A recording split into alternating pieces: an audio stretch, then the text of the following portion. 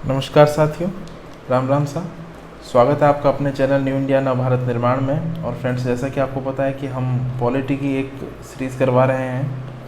तो पॉलिटी की सीरीज़ में आज हम जो अध्ययन करेंगे यह है राष्ट्रीय अल्पसंख्यक आयोग, नेशनल कमीशन फॉर माइनॉरिटीज़, यानी एनएमसी इसका शॉर्ट नेम है। और आप इसका लोगो देख सकते हैं किस तरह से सभी धर्मों के यहाँ पर प्रतीक चिन्ह दे रखे हैं जो इस अल्पसंख्यक में समुदाय में आते हैं। तो फ्रेंड्स, मैं आपको बता देना चाहता हूँ कि प्री यानी कि जो वनडे नेचर के एग्ज़ाम हैं उनके साथ साथ जो मेंस की अगर हम बात करें, यूपीएससी हो या स्टेट पीसीएस हो, जैसे कि हमारा आरएएस है, उनके रेस्पेक्ट में जो भी क्वेश्चंस का नेचर होता है 2 और 5 नंबर का, या यूपीएससी में जो बड़े क्वेश्चन आते हैं 250 वर्ड लिमिट में, उन सब को कवर कराते हुए हम आगे चलेंगे। और इसी तरह से हमने इस कंटेंट को डिज़ाइन किया है 0 से 360 डिग्री पर। सब कुछ आपको बिल्कुल बेसिक से बताया जाएगा और फंडामेंटल जितने भी संवैधानिक प्रावधान हैं उन्हीं के हिसाब से आपको पूरा लेक्चर को हमने कवर कराया। तो मैं आपको एक ओवरऑल व्यू दे देता हूँ कि किस तरह से हम लेक्चर को कराएंगे। सबसे पहले जो हम यहाँ पर अध्ययन करेंगे वो है स्थापना का, और साथ ही में जो मोटिव है, जो एम है राष्ट्रीय अल्पसंख्यक आयोग का, उसका, और उसके बाद में जो संवैधानिक प्रावधान है और संरचना, कार्य और शक्तियों का उल्लेख करेंगे। साथ ही में जो सच्चर समिति की अनुशंसाएं दी गई हैं और रिपोर्ट आने के बाद में क्या क्या तब्दीलियां हुई आयोग में, उसके बाद बारे में भी देखेंगे। और मेंस के हमने 2 क्वेश्चन इस तरह से डिज़ाइन किए हैं जिसमें आपको वर्तमान में प्रचलित जो भी संदर्भ और मुद्दे हैं वो भी यहाँ पर हम आपको पूरे अच्छे से कंटेंट के साथ में देंगे, एक्सप्लेनेशन के साथ में। और उसके बाद में भाषाई अल्पसंख्यक अधिकारी हैं उनके गठन, प्रावधान और सदस्यों के उल्लेख भी करेंगे, इनका मुख्यालय कहाँ है, क्योंकि देखा गया है काफ़ी बार आयोग में जो प्री नेचर के जो प्रश्न पूछे जाते हैं उसमें इस तरह की जो चीज़ें हैं वो पूछ ली जाती हैं। और इसके बाद में एक छोटा सा ऑब्जेक्टिव क्वेश्चन का सेशन भी होगा जिसमें सारे इम्पोर्टेंट क्वेश्चन हैं इसी से संबंधित, भाषाई अल्पसंख्यक अधिकारी से संबंधित। और इसके अतिरिक्त जितने भी इम्पोर्टेंट ऑब्जेक्टिव एस्पेक्ट बनते हैं उन्हें मैं आपको अच्छे से सर्कल बना के कवर करा दूंगा। तो बिना समय गंवाए हम शुरू करते हैं हमारा सेशन। देखिए, राष्ट्रीय अल्पसंख्यक आयोग, national commission for minorities, NMC, तो ये इसका शॉर्ट नेम है और मैं इसे इसी तरह से संबोधित करूँगा। तो फ्रेंड्स, एक छोटी सी हिस्ट्री मैं आपको बता देता हूँ कि अल्पसंख्यक आयोग के लिए सबसे पहले जो प्रावधान किया गया था वो उत्तर प्रदेश सरकार ने किया था, यूपी गवर्नमेंट ने किया था। सन 1960 में इन्होंने अल्पसंख्यक आयोग का गठन किया था।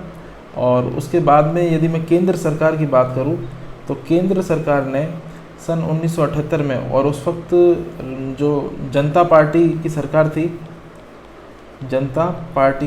थी उनके नेतृत्व में राष्ट्रीय अल्पसंख्यक आयोग का गठन किया गया था। तो आप ये छोटी सी जानकारी से ध्यान में रखिए। तो राष्ट्रीय अल्पसंख्यक आयोग के परिचय के बारे में मैं आपको बताऊं कि आयोग की स्थापना अल्पसंख्यकों के संवैधानिक अधिकारों की रक्षा हेतु की गई है और जनता पार्टी सरकार के द्वारा सन 1978 में राष्ट्रीय अल्पसंख्यक आयोग की स्थापना की गई। तो इसका जो एम है, जो उसका जो प्रथम लक्ष्य है वो ये है कि अल्पसंख्यकों के हितों की सुरक्षा से संबंधित आवश्यक उपायों का निर्माण और इनके लिए प्रदत्त संवैधानिक प्रावधानों का उचित प्रकार से क्रियान्वयन करना। तो ये कुछ प्रमुख बातें हैं। इसके अतिरिक्त अगर हम देखें तो इस आयोग की स्थापना का उद्देश्य अल्पसंख्यकों में सुरक्षा की भावना का विकास करना और पंथ निरपेक्ष परंपराओं को सुदृढ़ रखते हुए राष्ट्रीय एकीकरण को बढ़ावा देना।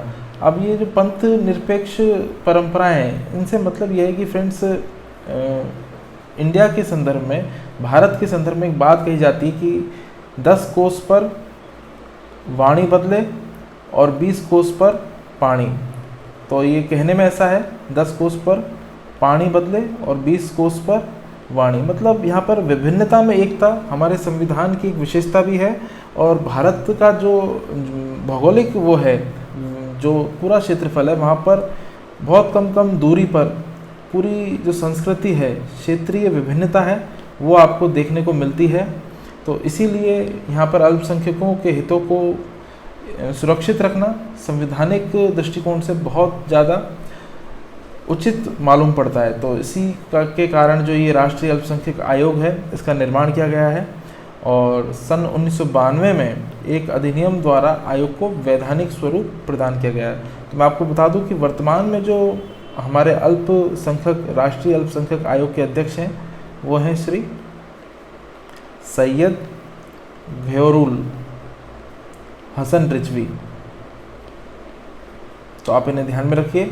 और जब पहली बार अल्पसंख्यक आयोग का गठन हुआ था सन 1993 से 96 तक, क्योंकि 3 वर्ष का इनका कार्यकाल होता है, तो उस वक्त जो थे वो न्यायमूर्ति मोहम्मद सरदार अली खान थे। तो इस बात को आप ध्यान में रखिए, ये प्रथम अध्यक्ष थे उस वक्त। तो ये इनके बारे में कुछ बेसिक जानकारी है। इसके अतिरिक्त यदि हम आगे चलें तो मैं आपको बता कि राष्ट्रीय अल्पसंख्यक आयोगों से जो संबंधित जो संवैधानिक प्रावधान हैं उनके बारे में देख लेते हैं। तो सबसे पहले तो आपको ये जानना जरूरी कि अल्पसंख्यक समुदाय में कौन कौन से जो जातियां हैं वो आती हैं। सबसे पहले मुस्लिम, ईसाई, सिख, बौद्ध, जैन और पारसी। तो ये जो 6 जातियां हैं, एक तरह से आप इन्हें धर्म मानिए। जातीय कहना मतलब मेरा एक तरह से शाब्दिक दोष माना जाएगा, इन्हें आप धर्म मानिए। ये 6 धर्म यहाँ पर अल्पसंख्यक समुदाय में आते हैं, तो आप इन्हें ध्यान में रखिएगा। इसमें हिंदू नहीं है, और क्योंकि अल्पसंख्यक वही है जो संख्या में कम हो, तो इन्हें राष्ट्रीय स्तर पर अल्पसंख्यक का दर्जा प्राप्त है। हो सकता है किसी राज्य में अगर 96% मुस्लिम है तो भी उन्हें जो है अल्पसंख्यक का वो माना जाएगा, उनकी संख्या से कोई प्रभाव नहीं पड़ेगा, क्योंकि ये दर्जा मिला है, ये राष्ट्रीय स्तर पर मिला है। तो आप इस बात को ध्यान में रखिए। इसके बारे में जो आगे हमारे मेंस के क्वेश्चन है उस पर भी हम चर्चा करेंगे फ्रेंड्स। तो चलिए बढ़ते हैं आगे। जो संवैधानिक प्रावधानों की अगर मैं यहाँ पर चर्चा करूँ तो देखिए, मौलिक अधिकारों के अंतर्गत अनुच्छेद 29 में अल्पसंख्यकों की भाषा, लिपि और संस्कृति के संरक्षण का अधिकार प्रदान किया गया है। यदि आपसे प्रश्न में पूछा जाए, ऑब्जेक्टिव हो या मेंस का डिस्क्रिप्टिव क्वेश्चन हो 2 या 5 नंबर की नेचर में, जैसे कि आरएस का नेचर होता है, 2 या 5 नंबर में वो प्रश्न पूछते हैं, तो वहाँ पर आप बता सकते हो कि संवैधानिक प्रावधानों में क्या है कि मूल अधिकारों के अंतर्गत अनुच्छेद 29 में, आर्टिकल 29 में अल्पसंख्यकों की भाषा, लिपि और संस्कृति के संरक्षण का अधिकार इन्हें दिया गया है। इसके अतिरिक्त अनुच्छेद 350 के अंतर्गत ये प्रावधान है कि प्रत्येक व्यक्ति अपनी शिकायत निवारण हेतु संघ या राज्य में बोली जाने वाली किसी भी भाषा में आवेदन कर सकता है। और अनुच्छेद 350A के अनुसार प्रत्येक राज्य भाषाई अल्पसंख्यक वर्गों के बच्चों को प्राथमिक स्तर पर शिक्षा मातृभाषा में देने का उचित प्रबंधन किया जाएगा। तो इन सभी वर्गों की भाषाओं को संरक्षण दिया गया है, तो इसे आप ध्यान में रखिए। और जो उसके बारे में प्रमुख चीज़ें हैं वो यही हैं। अब संरचना की बात करें तो देखिए, यह एक बहुसदस्यीय संस्था है और राष्ट्रीय अल्पसंख्यक आयोग में एक अध्यक्ष होगा, एक उपाध्यक्ष और 5 अन्य सदस्य होंगे। तो मैं आपको बता देना चाहूँगा कि देखिए, अध्यक्ष होता है वो कोई भी हो, लेकिन एक अल्पसंख्यक समुदाय से होना उसका ज़रूरी है। जैसे कि मैंने आपके 2 अध्यक्षों के जो नाम आपको ऊपर बताए हैं, ग़ियोरुल हसन रिजवी और जो सबसे पहले न्यायमूर्ति थे वो, तो दोनों अध्यक्ष अल्पसंख्यक समुदाय से हैं, जैसा कि आप नाम देखकर जान गए होंगे।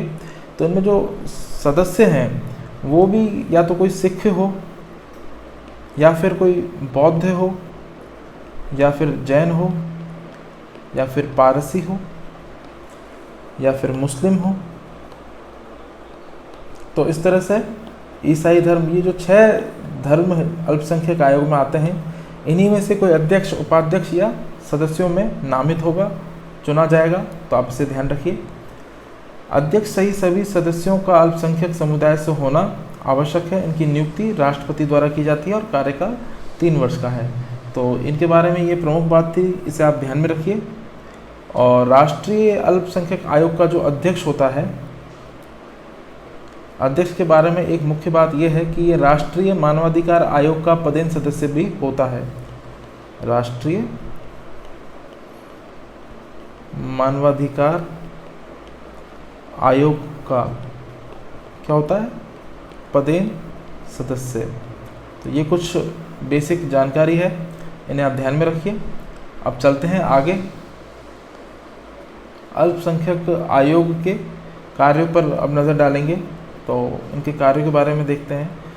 राष्ट्रीय अल्पसंख्यकों के अधिकारों के हनन की शिकायतों को सुनना तथा राष्ट्रीय अल्पसंख्यकों के विकास के स्तर का मूल्यांकन करना और इस संबंध में सुझाव देना, ये इसके कार्यों में आता है।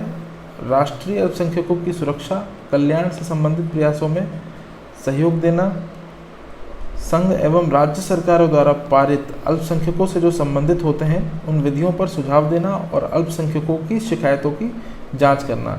काफ़ी जगह जो क्षेत्रवाद जातिवाद से संबंधित समस्याएं हैं तो उनमें अल्पसंख्यक समुदाय के शोषण की जो बातें हैं वो आती रहती हैं, तो इसे आप ध्यान में रखिए।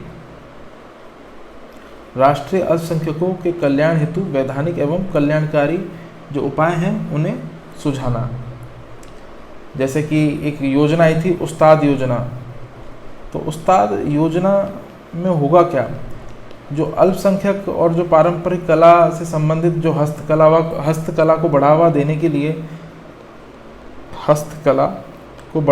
के लिए इसे शुरू किया गया था, ताकि लोगों के लिए ये एक शिल्प कौशल के अलावा आमदनी यानी कि जो उनकी रोजी रोटी है उसका जरिया भी, उसका माध्यम भी बन सके। तो इस तरह से जो कल्याण हेतु वैधानिक और कल्याणकारी उपायों को सुझाना, वो इस मतलब मैं आपको उदाहरण देके समझा रहा हूँ कि उस्ताद योजना उसका सबसे बड़ा उदाहरण है। तो फ्रेंड्स ये इसके बारे में कुछ बातें हैं। चलते हैं अपन आगे। अब शक्तियों की बात करेंगे, कार्यों की बात हम कर चुके। तो शक्तियों में देखिए क्या है, राष्ट्रीय अल्पसंख्यक आयोग निर्धारित कार्यों की पालन करते समय सिविल न्यायालय की शक्तियाँ धारण करेगा। और राष्ट्रीय अल्पसंख्यक आयोग भारत के किसी भी व्यक्ति को समन जारी कर सकता है और उसे उपस्थित होने के लिए बाध्य कर सकता है। पिछड़ा वर्ग आयोग यानी बैकवर्ड जो कास्ट है उनका आयोग और SC/ST आयोग के संबंध में कहा गया है कि उनके सदस्य ऐसे व्यक्ति होंगे जिन्हें उन समुदायों के संबंध में विशेष ज्ञान हो, परंतु अल्पसंख्यक आयोग के सदस्यों को संदर्भ में ऐसा नहीं है। यहाँ पर जो थोड़ी जानकारी है वो थोड़ी सी डिफरेंट है और उसमें ये वर्णित किया गया है कि ये अल्पसंख्यक समुदाय से संबंधित हों, ये तो होना चाहिए, लेकिन उनकी सदस्यों की नियुक्ति के लिए जो विशेष ज्ञान है, जो यहाँ पर विशेष ज्ञान लिखा गया है वो यहाँ पर प्रावधान नहीं है। तो विशेष ज्ञान का प्रावधान अल्पसंख्यक मामलों के जो समुदाय के जो अध्यक्ष और वो हैं उनके संदर्भ में नहीं माना जाता है, तो आप इसे ध्यान में रखिए। और राष्ट्रीय अल्पसंख्यक आयोग किसी भी दस्तावेज को भी मंगवा सकता है, जैसे वो व्यक्ति विशेष को समन के लिए हाजिर करने का आदेश देता है तो दस्तावेज की मांग भी कर सकता है और शपथ पत्र को भी दाखिल करने का आदेश दे सकता है। तो इस तरह की कुछ मूलभूत बातें हैं। चलते हैं आगे है सच्चर समिति। देखिए सच्चर समिति की जो अनुशंसा आई थी वो अल्पसंख्यक आयोग के संदर्भ में मील का पत्थर साबित हुई थी। तो इन्होंने काफ़ी अच्छी बातें कही थी। तो सबसे पहले देखते हैं, मुस्लिम अल्पसंख्यक समुदाय के विकास हेतु वर्ष 2005 में पूर्व मुख्य न्यायाधीश राजेंद्र सच्चर की अध्यक्षता वाली 7 सदस्यीय सच्चर समिति ने अपना प्रतिवेदन सौंपा। तो फ्रेंड्स ये जो प्रतिवेदन था ये वर्ष 2006 में सौंपा गया था और जो समिति की स्थापना है वो वर्ष 2005 में हुई थी। तो वंचित जो अल्पसंख्यक समुदाय हैं उनके हितों के मुताबिक प्रतिनिधित्व हेतु एक समान अवसर आयोग का गठन किया जाएगा। जैसा कि मैं आपको इसका नेचर बता चुका हूँ, किस तरह से इसकी संरचना होती है। और विश्वविद्यालयों में अति सामाजिक धार्मिक पिछड़े वर्गों के प्रवेश हेतु विशेष मापदंड तैयार किए जाएंगे। और राष्ट्रीय वक्फ विकास निगम की स्थापना 500 करोड़ रुपए की राशि से की जाए। विभिन्न सामाजिक आर्थिक वर्गों हेतु राष्ट्रीय डाटा बैंक का सृजन किया जाए। तो मदरसों को जो सीनियर सेकेंडरी विद्यालय से संलग्न किया जाना इसके लिए ज़रूरी था और इसके लिए जो निर्गमित उपाधियों को रक्षा और अन्य परीक्षाओं की जो योग्यता है उसके लिए मान्य किया गया था। तो फ्रेंड्स ये कुछ इसके बारे में प्रमुख बातें हैं। राष्ट्रीय वक्फ विकास निगम है, ये 500 करोड़ से इसकी स्थापना की जाएगी। और पासमानदा का जो दूसरा शब्द है वो है अर्जल मुस्लिम। अब ये शब्द थोड़ा सा इम्पोर्टेंट है, यदि आप इसे सिंसियरली पढ़ना चाहें तो इनको मानिए जैसे कि एससी या ओबीसी के रूप में जो इनका वर्गीकरण है उसे किया जाए, और सार्वजनिक निकायों में अल्पसंख्यकों की सहभागिता के लिए एक स्पष्ट प्रक्रिया संस्थापित की जानी चाहिए। तो मैं आपको इसका मतलब बता देता हूँ, जो पासमानदा और अर्जल मुस्लिम ये क्या होते हैं। देखिए, ये एक तरह की संस्था, ये एक तरह का इन्हें वर्ग मान लीजिए, जैसे कि हिंदुओं में जो दलित होते हैं ना, निम्न स्तर के, जिनके साथ अछूत और छुआछूत के जितने भी घटनाएं होती हैं, वारदातें होती हैं, तो इस तरह की ये पासमानदा मुस्लिम भी मुस्लिम समाज में इन जो एक संस्था है जो अछूत मुसलमानों के उद्धार के उद्देश्य से बनाई गई है, उद्धार के उद्देश्य से बनाई गई है। तो ये मुस्लिम समुदाय में भी कुछ जातियां और उनकी उपजातियां पाई जाती हैं जो आमजन इनको इसकी ज़्यादा नॉलेज होती नहीं है। तो फ्रेंड्स, ये हमारी जो एक तरह का टेक्निकल वो है वर्ड, तो उसमें पासमानदा मुस्लिम और ये अर्जल मुस्लिम, ये दोनों शब्दों का आप थोड़ा सा ध्यान में रखेंगे। और इसकी जो स्थापना है वो पटना में की गई थी, और उस वक्त इनके जो वो थे नेता बने थे, वो थे जिन्होंने इसकी स्थापना की थी अली अनवर खान। तो ये भी स्वयं अंसारी जाति के मुसलमान थे और इन्हें काफ़ी ज़्यादा निम्न समझा जाता है जो मुस्लिम समुदाय है उसमें। तो इन्हें आप कुछ जानकारियाँ हैं, इन्हें आप ध्यान में रखिए। चलते हैं आगे।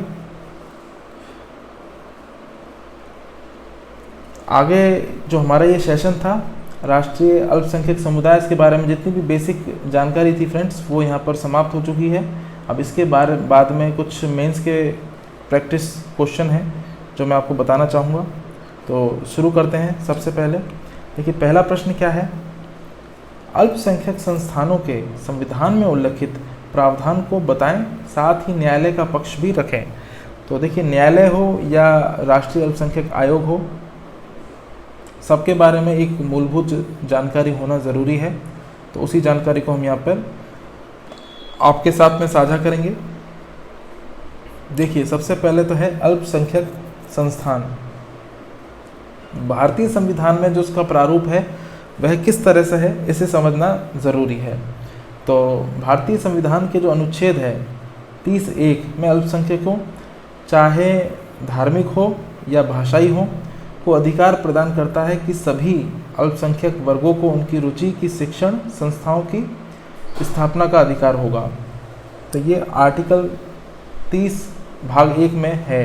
तो सामान्यतः अल्पसंख्यक जो संस्थान है वो 3 प्रकार के होते हैं। एक तो जो राज्य से आर्थिक सहायता व मान्यता लेने वाले संस्थान होते हैं, और एक है ऐसे संस्थान जो राज्य से मान्यता लेते हैं लेकिन उन्हें आर्थिक सहायता नहीं प्राप्त होती है।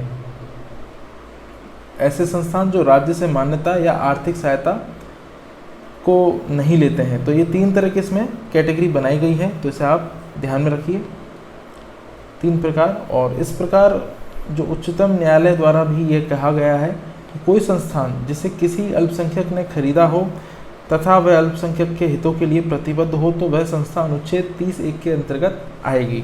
अब इस प्रश्न का जो उत्तर है वो इसमें इतना ही है, इसका एक और भाग है जो मैं आगे उसे लूँगा।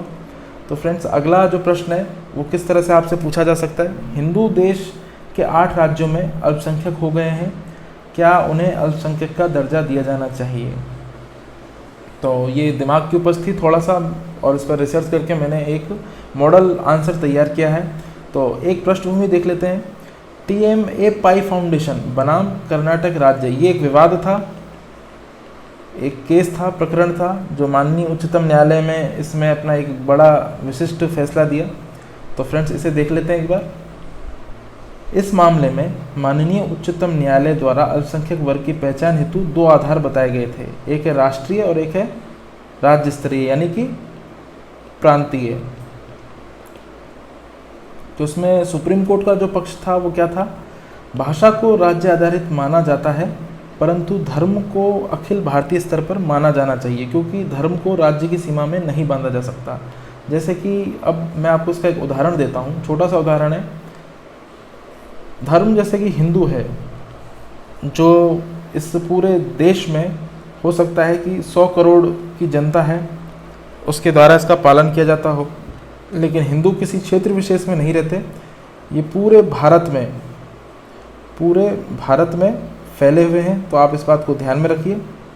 इस तरह से अगर हम भारत का नक्शा मान लें तो ये पूरे अखिल भारत के जो साम्राज्य है उसमें फैले हुए हैं, और इनका जो इतिहास है वो सदियों हजारों वर्षों पुराना है फ्रेंड्स।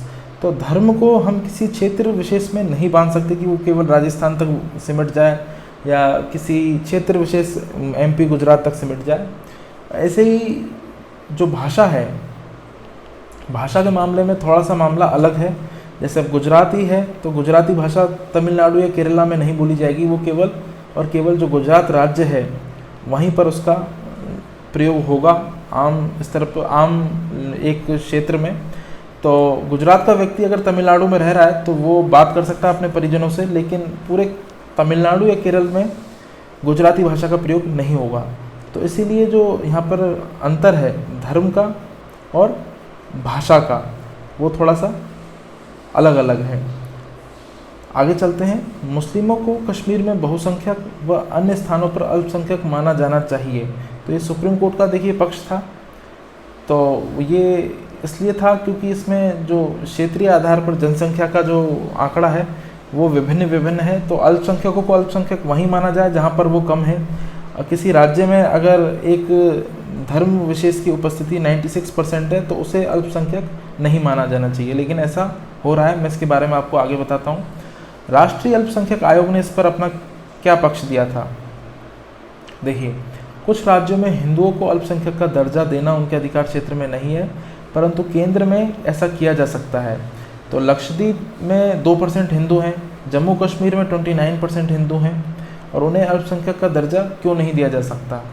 तो इसके बारे में एक छोटी सी मैं आपको ये हिस्ट्री बताता हूँ कि अल्पसंख्यक जो शब्द की जो परिभाषा है, अल्पसंख्यक शब्द की परिभाषा संविधान में कहीं पर भी इसका उल्लेख नहीं है। तो ये भी एक बहुत बड़ा डाउन फैक्टर है कि इस तरह से जो अल्पसंख्यक का दर्जा है वो अभी तक मतलब काफ़ी लोग उसके कारण प्रताड़ित हैं और काफ़ी लोगों को अननेसेसरी फ़ायदा भी मिला हुआ है। 2006 में हमने अल्पसंख्यक मामलों के जो मंत्रालय है उसका निर्माण किया, और उसके बाद में भी इस शब्द को परिभाषित नहीं किया गया। तो इस तरह से जो डेफिनेशन ना दिए जाने के कारण जो इसका एक तरह से संदर्भ है वो भी अब कम महत्वपूर्ण होता जा रहा है। और आज़ादी के 70 साल हो गए, ना तो संविधान में परिभाषित है ना ही किसी अन्य कानून में। अब मैं आपको कुछ आंकड़े बताता हूँ। जैसे मिज़ोरम है, मेघालय है, ये नॉर्थ ईस्ट के राज्य हैं, और एक नागालैंड है। तो यहाँ पर सबसे ज़्यादा 90% जो पॉपुलेशन है वो क्रिश्चियन है, फिर भी ये अल्पसंख्यक में आते हैं, जो कि एक तरह से अगर आप संवैधानिक रूप से या नैतिक रूप से देखो तो ये ज़्यादा मतलब न्याय संगत नहीं है। इसी तरह से अरुणाचल प्रदेश है, गोवा है, केरल है, तमिलनाडु है, या फिर मणिपुर है, और वेस्ट बंगाल। यहाँ पर भी जो हमारे ईसाई भाई हैं उनकी जो तादाद है वो पर्याप्त मात्रा में है, मतलब उन्हें अल्पसंख्यक होने का खतरा नहीं है, फिर भी उन्हें जो दर्जा है वो अल्पसंख्यक का मिला हुआ है। तो ये भी न्याय संगत नहीं है। इसी तरह पंजाब में जो सिख समुदाय है वो आप जानते ही हैं, भरपूर और पर्याप्त मात्रा में है। इसी तरह से दिल्ली, चंडीगढ़ और हरियाणा में भी सिख भाइयों की संख्या प्रचुर मात्रा में, फिर भी उन्हें अल्पसंख्यक माना जाता है। और जम्मू कश्मीर में भी और लक्षद्वीप में भी, जैसे मैं लक्षद्वीप की बात करूं, जैसे कि मैंने अभी आपको ऊपर भी बताया था, 96% मुस्लिम भाई विद्यमान हैं, और जम्मू कश्मीर में भी हमारे 68.30% मुस्लिम भाई हैं। लेकिन हिंदुओं की संख्या यहाँ पर 2% है, और यहाँ पर 30% से भी बहुत कम है, मतलब ये 28% ही मानी जाएगी जो आंकड़े जैसे कि मैंने वेबसाइट में देखे हैं। तो इस तरह से फिर भी यहाँ पर हिंदू है ना अल्पसंख्यक में नहीं आते, इन्हें बहुसंख्यक का ही दर्जा मिला हुआ है। और मुस्लिम, क्योंकि ये दर्जा राष्ट्रीय स्तर पर दिया गया है, तो यहाँ पर मुस्लिम अल्पसंख्यक में है 90% होते हुए भी। तो आप इन आंकड़ों को देख के पता लगा सकते हैं कि इसमें बदलाव की काफ़ी ज़्यादा ज़रूरत है। तो अभी होता क्या है कि यदि राजस्थान का कोई एसटी का मित्र है, कोई भी एससी का है या ओबीसी का है, यदि वो उत्तर प्रदेश यानी कि यूपी में जाएगा तो उसे जनरल कैटेगरी का काउंट किया जाएगा, उसे कोई रिजर्वेशन, कोई मुनाफा, कोई भी फ़ायदा, चाहे वो एग्ज़ाम में हो चाहे पदोन्नति में हो, उसे नहीं दिया जाएगा। लेकिन जो हमारे मुस्लिम या जो भी ये 6 समुदाय हैं जो मैंने आपको बताए हैं, जैन, पारसी, ईसाई, सिख और ये जो 6 समुदाय हैं पूरे, इनको और बौद्ध, इन्हें पूरे देश में अल्पसंख्यक का ही दर्जा दिया गया है, चाहे ये किसी भी राज्य में जाएं। तो यहाँ पर जैसे बौद्ध हैं या पारसी हैं, ये बहुत ही माइक्रो कम्युनिटी हैं, इन्हें दर्जा दिया जाना न्याय संगत है। लेकिन जैन भी काफ़ी जगह जैसे एमपी में और राजस्थान में जैन, जो हमारे जैन समुदाय के लोग हैं वो काफ़ी अधिक मात्रा में हैं, लेकिन फिर भी उन्हें अल्पसंख्यक एमपी में और राजस्थान में माना जाता है। तो इस बारे में मतलब एक तरह से रिव्यू यानी कि पुनर्विचार करने की ज़रूरत है। चलते हैं अब आगे। भाषाई अल्पसंख्यक वर्गों के लिए विशेष अधिकारी, ये भी एक अलग टॉपिक है, लेकिन जब अल्पसंख्यकों की बात चल रही है तो इसी में साथ लेना ज़रूरी था, इसलिए हमने इसे यहाँ पर ले लिया। तो आइए एक बार इस पर भी निगाह डाल लेते हैं। देखिए, सबसे पहले एक बेसिक इंट्रो से शुरू करते हैं। मूल रूप से संविधान में भाषाई अल्पसंख्यक वर्गों हेतु विशेष अधिकारी के संबंध में कोई प्रावधान नहीं है, लेकिन राज्य पुनर्गठन आयोग 1953 में जो गठित हुआ था, वहाँ पर एक संविधान संशोधन आया था, 7वां संविधान संशोधन 1956। देखिए, जो राज्य पुनर्गठन आयोग है, इसके बारे में मैं आपको एक छोटा सा आइडिया देना चाहूँगा। ये भाषाई स्तर पर राज्यों का पुनर्गठन करने के लिए ये हिमायत करता है। और फ्रेंड्स, ये फजल अली की अध्यक्षता में इसका गठन किया गया था। HN कुंजरू और KM पाणिक्कर इसके अन्य सदस्य थे। ये RS में 2018 में इसके बारे में मेंस में पूछा गया था। अभी मुझे क्वेश्चन तो बहुत अच्छे से याद नहीं है, लेकिन ये 5 नंबर का एक क्वेश्चन आया था पॉलिटी के अंदर। तो फ्रेंड्स, इसे आप ध्यान रखिए। और इसमें तर्क यही दिया गया था कि स्वतंत्रता आंदोलन में जो बात उठी थी कि जनतंत्र में प्रशासन को आम लोगों की भाषा में काम करना चाहिए ताकि लोग और प्रशासन में एक नज़दीकी बनाई जा सके। तो उसमें भाग 17 और अनुच्छेद 350 ख में भाषाई अल्पसंख्यकों के एक विशेष अधिकारी का प्रबंध किया गया है, जिसकी नियुक्ति राष्ट्रपति द्वारा की जाएगी। मैंने थोड़ा सा इसे ग्राफ के रूप में ले लिया, जैसे कि आप यहाँ पे देख रहे हैं। आप चाहें तो इसे सेंटेंस के रूप में पॉइंट बाय पॉइंट बनाकर भी लिख सकते हैं, क्योंकि 5 नंबर में अगर ये आएगा तो आपके लिए संपूर्ण एक तरह से पर्याप्त कंटेंट है। और इसकी जो संख्या इसकी जो है वो बिल्कुल 5 नंबर में बहुत अच्छे से आप इसे बैठा सकते हैं। आगे देखें, इस अधिकारी का कर्तव्य होगा कि रक्षोपाय से जुड़े सभी विषयों का अन्वेषण करें और राष्ट्रपति को प्रतिवेदन सौंपे, जिससे राष्ट्रपति सदन के दोनों जो सदन है, लोकसभा में राज्यसभा में से रखवाएगा और साथ ही संबंधित राज्य सरकारों को भी भेजेगा। तो यहाँ ध्यान देने की बात ये भी है कि अल्पसंख्यक वर्गों के लिए जो ये विशेष अधिकारी है, इस विशेष अधिकारी के लिए सेवा काल, सेवा शर्तें और कार्यकाल और वेतन भत्तों से संबंधित कोई भी ऐसा उल्लेख ऑफिशियली कहीं पर भी नहीं मिलता है। तो आप इसे ध्यान में रखिए। और गठन की अगर मैं इसकी बात करूं, संविधान के अनुच्छेद 350 ख के अनुसार 1957 में भाषाई अल्पसंख्यक हेतु विशेष अधिकारी का मुख्य कार्यालय इलाहाबाद में होगा और 3 क्षेत्रीय कार्यालय हैं। तो जैसा कि आप देख सकते हैं, बेलगांव कर्नाटक, चेन्नई तमिलनाडु और कलकत्ता यानी पश्चिम बंगाल। तो बेलगांव कर्नाटक में आपको याद हो, महात्मा गांधी की अध्यक्षता में एकमात्र कांग्रेस का अखिल भारतीय सम्मेलन यहाँ पर आयोजित हुआ था। गांधी जी ने केवल एक ही कांग्रेस के सम्मेलन की जो है अध्यक्षता की है। और देखिए, जो ये पद है विशेष अधिकारी, इसके लिए अल्पसंख्यक भाषाई अल्पसंख्यकों के लिए जो इसको नाम दिया गया है वो आयुक्त यानी कि कमिश्नर का नाम दिया गया है। तो इस बात को आप ध्यान में रखिए। और इस आयुक्त का मुख्यालय इलाहाबाद उत्तर प्रदेश में है इसके अतिरिक्त जो क्षेत्रीय कार्यालय हैं, जैसे कि आप यहाँ पे देख सकते हैं क्षेत्रीय कार्यालय, इन्हें मदद देने के लिए और इनमें कार्यभार को संभालने के लिए उपायुक्त यानी कि असिस्टेंट कमिश्नर की नियुक्ति की जाएंगी, और मुख्यालय में जो आयुक्त है उसको कार्यों में सहायता देने के लिए ये उपायुक्त और जो सहायक जो एडिशनल कमिश्नर हैं वो भी होंगे। तो इस संबंध में जो मुख्य आयुक्त है वो राज्य सरकारों के साथ भी समन्वय स्थापित कर सकता है।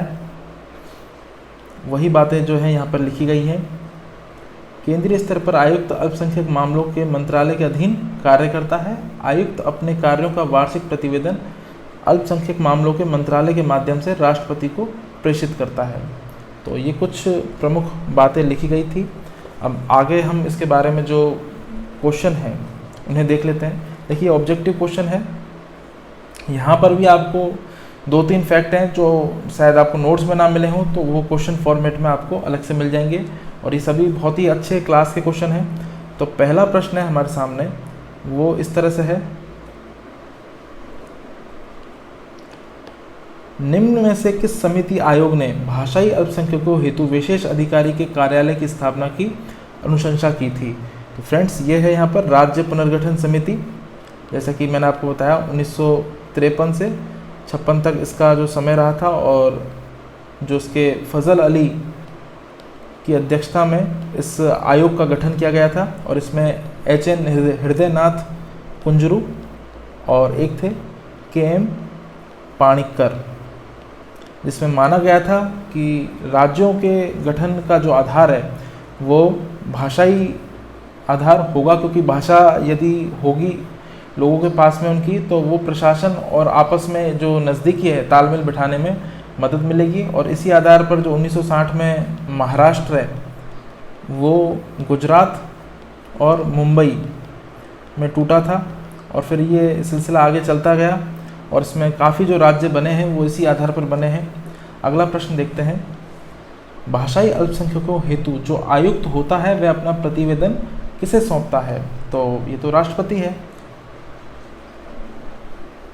और ये जो मंत्रालय होता है अल्पसंख्यक मामलों के जो मंत्रालय होता है वो उसमें माध्यम का कार्य करता है। तो आप इस बात को ध्यान रखिए। चलते हैं अगले प्रश्न की तरफ। भारतीय संविधान का कौन सा अनुच्छेद भाषाई अल्पसंख्यकों हेतु विशेष अधिकारी के संबंध में प्रावधान करता है? तो ये मैं अभी आपको नोट्स में बताया है, अनुच्छेद 350 ख यानी 350 बी। तो आप इसे ध्यान में रखिए। चलते हैं आगे। केंद्र स्तर पर भाषाई अल्पसंख्यकों हेतु विशेष अधिकारी किसके अंतर्गत आता है? तो इसका जो सही जवाब है वो अल्पसंख्यक मामलों से संबंधित मंत्रालय। तो देखिए मंत्रालय की जो आपको जो विकल्प दे रखे हैं उनमें आप इसे आराम से एलिमिनेट करके आइडिया से भी लगा सकते हैं, कोई दिक्कत नहीं होगी इसमें। अगला जो प्रश्न है, किस वर्ष भाषाई अल्पसंख्यकों हेतु विशेष अधिकारी के कार्यालय की स्थापना की गई? तो इसका जो सही जवाब है वह है 1957, क्योंकि 1956 में इस आयोग में एक अधिनियम बनाया गया था जो 1956 में प्रवृत्त हुआ था, और उसका जो लागू है वो 1957 से शुरू हुआ था, जो ये अधिकारियों के जो कार्यालय हैं। तो इन्हें आप ध्यान में रखिए। अगला प्रश्न है, निम्न में से कौन भाषाई अल्पसंख्यकों हेतु विशेष अधिकारी की नियुक्ति करता है? तो इसका जो सही जवाब है वह है भारत का राष्ट्रपति। भाषाई अल्पसंख्यकों हेतु विशेष अधिकारी का मुख्य कार्यालय कहाँ स्थित है? तो ये मैंने आपको बता दिया, इलाहाबाद यूपी में। और इसके अतिरिक्त जो इनके 3 क्षेत्रीय कार्यालय हैं आप उन्हें भी याद रख सकते हैं। एक बेलगांव में है, एक चेन्नई तमिलनाडु में है, और एक कलकत्ता यानी पश्चिम बंगाल में है। चलते हैं आगे। अंतिम प्रश्न है कि निम्न में से किस संविधान संशोधन से भाषाई अल्पसंख्यकों हेतु विशेष अधिकारी के संबंध में प्रावधान किया गया है? तो ये मैंने आपको बताया था, 7वां संविधान संशोधन अधिनियम 1956 में किया गया था, और ये विशेष है, इसे इम्पोर्टेंट लगा लीजिए। और इसके बारे में जब सर आपको पॉलिटी में और जो विषय पढ़ाएंगे, चाहे वो संसद हो, चाहे वो अन्य जितनी भी हमारी संस्थाएं हैं वो पढ़ाएंगे, तो उसमें आपको अलग से बताया जाएगा। तो आप इसके बारे में और अपने स्तर पर भी रिसर्च कर सकते हैं। तो नेशनल कमीशन फॉर माइनॉरिटीज़ यानी कि एनएमसी यहाँ पर पूरी तरीके से समाप्त होता है। और फ्रेंड्स मैं आपको एक बात बताना चाहूँगा, ये जितनी भी हम संस्थाएं पढ़ रहे हैं इन पर प्रश्न आम तौर पर बहुत कम या ना के बराबर पूछे जाते हैं, लेकिन जब भी प्रश्न आएगा तो वो बता के नहीं आएगा। तो मेरा आपसे एक ही निवेदन है कि जब हम आपको एक कंटेंट और ये सारा मटेरियल दे रहे हैं तो आपको इसे पढ़ना चाहिए और प्रिंट आउट निकलवा लें तो बहुत अच्छा है फ्रेंड्स, अन्यथा आप स्क्रीनशॉट भी ले सकते हैं। और लेक्चर से जुड़ी कोई भी खामी है आप कमेंट कीजिए, और अगर आपको कोई भी डाउट है तो आप मुझे पर्सनली टेक्स्ट कर सकते हैं। 9461500676 मेरा नंबर है। इसके अलावा लेक्चर में आप मेरे साथ बने रहने के लिए थैंक यू सो मच, और मिलते हैं फिर जल्दी ही अगले नए कंटेंट और नए लेक्चर के साथ में। जब तक स्वस्थ रहिए और व्यस्त रहिए हमेशा अपने काम में।